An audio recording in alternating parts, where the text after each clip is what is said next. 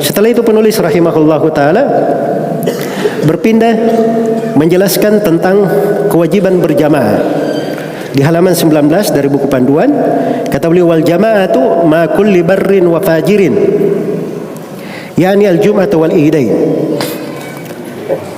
Kata beliau, berjamaah bersama setiap pemimpin yang baik maupun fajir. Bersama setiap pemimpin yang baik maupun yang fajir, yaitu sholat Jumat dan 2 Id.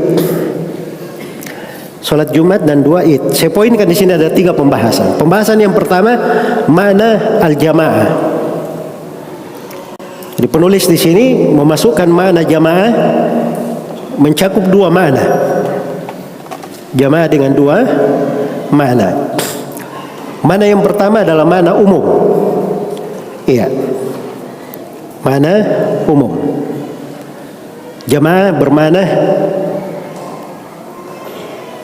di mana umumnya itu untuk jamaah itu ada 2 maknanya. Makna yang pertama, dia bersama dengan kebenaran. Bersama dengan kebenaran. Karena itu kata Ibnu Mas'ud radhiyallahu taala anhu, al-jama'atu ma wafaqal haqqa wa in kunta wahdak. Jamaah itu adalah apa yang mencocoki kebenaran walaupun kamu sendiri. Nah, itulah yang dikatakan berjamaah, orang yang mengikuti jalannya Nabi dan para sahabat. Karena itu ketika Nabi SAW mengabarkan tentang perpecahan umat, beliau katakan kulluhum finnar illa wahidah. Semuanya dalam neraka kecuali 1. Siapa 1 yang selamat itu? Kata beliau, al-jamaah. Mereka adalah al-jamaah. Itu riwayat yang paling kuat di banyak riwayat. Datang dalam sebagian riwayat penafsiran lain, dan ini dihasankan oleh para ulama. Nabi berkata, hum ala mithli ma ana alaihi al-yawm wa ashabi. Mereka ini adalah orang yang berada di atas jalan yang saya dan para sahabatku berada di atasnya. Ini jamaah bermakna jemaah kebenaran, jalannya Nabi dan para sahabat, dan jalannya para a'immah dalam agama. Kadang disebut dengan bahasa as-sawadul a'zam, barisan terbesar di tengah umat. Sebab dahulu itu dikatakan sawadul a'zam itu para sahabat. Ya, kalau misalnya ada bikin bid'ah baru, nah itu dikatakan ini menyelisih sawadul a'zam, menyelisih para sahabat umat Islam. Baik, jemaah yang mana jemaah yang kedua, di mana umumnya jemaah bermakna umat Islam dipimpin oleh kepala negara. Umat Islam dipimpin oleh kepala negara. Iya. Umat Islam dipimpin oleh kepala negara. Ini datang dalam penafsiran Ibnu Jarir dan selainnya. Dan ini yang masuk di dalam banyak riwayat dari Nabi sallallahu alaihi wasallam seputar makna jamaah ini.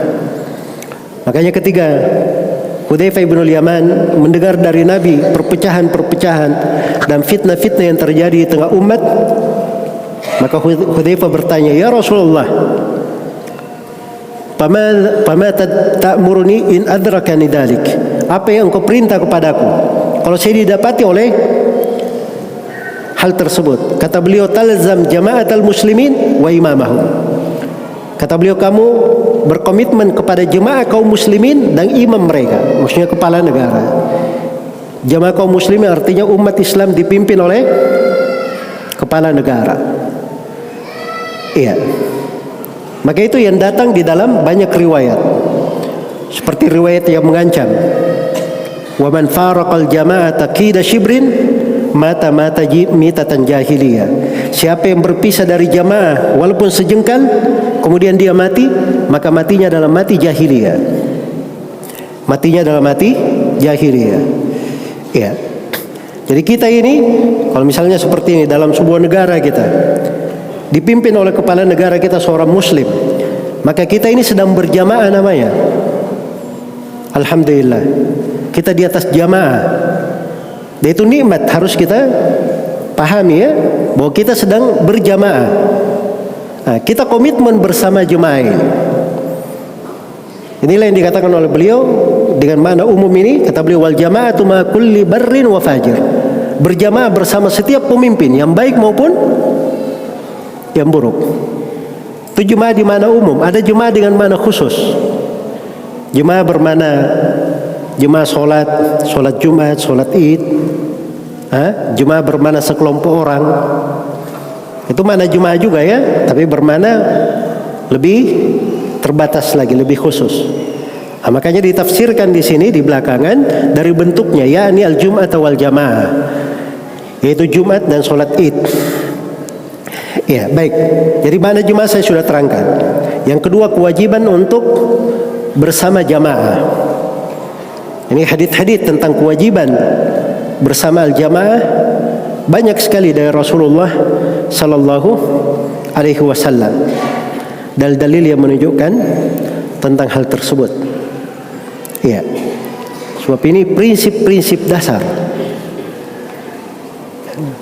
Prinsip dasar diterangkan di dalam agama. Allah Subhanahu wa taala berfirman, "Wa'tasimu bihablillahi jami'an wa la tafarraqu." Berpeganglah kalian semua dengan tali Allah dan jangan kalian berpecah belah. Jangan kalian berpecah belah. Dan banyak yang menafsirkan dengan hablillah itu adalah berpegang dengan jemaah. Berpegang dengan jemaah. Iya. Kemudian telah datang juga dari Nabi SAW, atau di dalam Al-Quran juga dikatakan, wa anna hadza sirati mustaqiman fattabi'u wa la tattabi'us subul fatafarraqa bikum an sabili. Sungguhnya ini jalanku yang lurus, ikuti jalan itu. Itu jalan jamaah namanya. Jangan kalian ikuti as-subul, jalan-jalan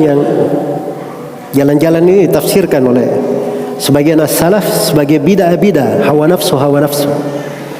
Iya. Bid'ah-bid'ah, hawa nafsu. Pada ayat yang lain, innal ladzina farraqu dinahum wa kanu syi'a lasta minhum fi syai'. Ya, sungguhnya orang-orang yang memecah belah agamanya dan mereka bergolongan-golongan, engkau Nabi Muhammad termasuk dari mereka. Kata Al-Baghawi rahimahullah, hum ahlul bid'ah wal ahwa. Mereka adalah ahlul bid'ah dan ahwa. Jangan ikut sama mereka. Jelas ya? Jadi ini pendalilan-pendalilan yang menunjukkan kemestian ikut di atas jamaah. Bersama dengan jamaah, dengan dua maknanya. Jemaah bermakna jemaah kebenaran, dan jemaah bermakna umat Islam dipimpin oleh kepala negara. Telah syah dari Nabi SAW dari banyak riwayat, Rasulullah SAW bersabda, thalathun la yagillu alaihinna qalbu imri'in muslim. Ada 3 perkara yang hati seorang muslim itu tidak akan mengandung gil, tidak ada hasad, dengki, tidak ada penyakit di hatinya selama 3 hal ini ada pada dirinya. Apa kata Nabi? Yang pertama, ikhlasul amali lillah, mengikhlaskan amalan untuk Allah. Yang kedua, wa munasahati ulatil umur, menasihati para pemerintah, berlaku tulus untuk para pemerintah.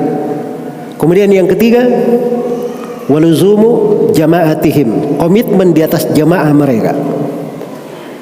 Iya. Komitmen di atas jemaah mereka. Ini 3 hal yang dikatakan hati itu akan bersatu di atasnya, bersih, tidak ada kedengkian. Tidak ada kedengkian. Jelas ya? Karena itu jangan tertipu dari orang-orang mengaku dirinya hatinya bagus, akhlaknya tinggi. Itu kan cerita-cerita yang biasa kita melihat ya. Katanya akhlaknya paling tinggi. Ya, maksudnya akhlak paling tinggi itu bahasa akhlak kalau terkait dengan tarekatnya, terkait dengan pemahaman kelompoknya. Jadi kalau dia cium tangan gurunya, terkait dengan gurunya, itu akhlaknya tinggi itu. Tapi kalau adab kepada Allah, tidak dihitung akhlak oleh mereka. Berbuat kesyirikan, melanggar dari hak-hak Allah, itu tidak dihitung akhlak. Jelas ya? Demikian pula kalau dia mencela pemerintah, meneriaki pemerintah, itu Itu mereka anggap, oh itu malah jihad itu. Jihad. Ini orang-orang pendusta ya, tidak ada agama, tidak ada akhlak, hanya mengikuti hawa nafsunya, tetapi dia tampilkan dirinya seakan-akan dia berbicara dengan lisan agama. Iya. Kalau mau pendalilan agama, lihat di akidah para salaf tidak ada yang berbuat seperti itu. Tidak ada yang berbuat seperti itu. Baik. Jadi kewajiban bersama al-jamaah. Kemudian yang ketiga di sini jamaah dalam sholat Jumat dan dua sholat Id. Nah, ini diantara bentuk jemaah ya, dari hal-hal yang khusus terkait dengan jemaah. Pemimpin itu dia punya kekhususan. Ada hal-hal tertentu itu hak dia. Itu haknya. Nah, ini perlu pembahasan tersendiri ya untuk dikaji ini. Karena biasanya ini dibahas di buku-buku tentang ahkam sultaniyah, hukum-hukum seputar penguasa, buku-buku yang berbicara tentang politik kenegaraan, aturan tata negara. Nah, itu dibahas tentang hal ini. Hak-hak pemerintah. Di antara hak pemerintah itu pada perkara yang merupakan sumber-sumber kesatuan kaum muslimin, pemerintah yang mengaturnya. Karena itu sholat Jumat itu asalnya tidak boleh ditegakkan kecuali dengan izin pemerintah. Makanya di kota Madinah itu di masa Nabi sholat Jumat cuma di Masjid Nabawi. Padahal banyak masjid para sahabat di rumah-rumah mereka, di kampung-kampung mereka.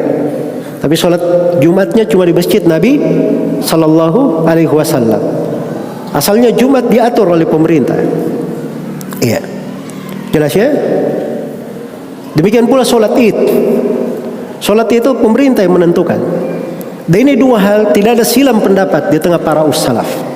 Ini dinukil kesepakatan di sini ya. Imam Qutaibah menukilnya kesepakatan dari para imam as-salaf. Ibnu Abdul Bar menukil hal itu. Ibnu Hajar al-Asqalani dan banyak lagi dari para ulama yang menjelaskan bahwa itu adalah hal yang disepakati. Yang aneh bin ajaib, datang orang-orang yang mengatakan pemerintah tidak bisa ikut campur dalam urusan itu. Itu bukan ranah pemerintah. Ini bayangkan ya bagaimana jauhnya kejauhan itu. Padahal ini kita baca ini dari ucapan para ulama. Buku-bukunya ada. Kalau kita baca buku-buku tentang politik syar'i, itu akan terlihat itu penyebutan hak-hak pemerintah. Iya. Dan buku-buku akidah ini penuh menjelaskannya. Sebab ini ciri yang membedakan antara ahli sunnah dan ahlul bidah. Makanya ahli sunnah itu ya dari masa dahulu itu selalu dituduh macam-macam. Dituduh macam-macam oleh ahlul bidah karena prinsip-prinsip mereka. Karena prinsip-prinsip mereka beragama. Padahal ini prinsip beragama terwarisi dari masa ke masa. Bersumber dari Rasulullah sallallahu alaihi wasallam dan para sahabatnya. Baik. Ini secara umum ya terkait dengan pembahasan seputar pemerintah dan hak-haknya.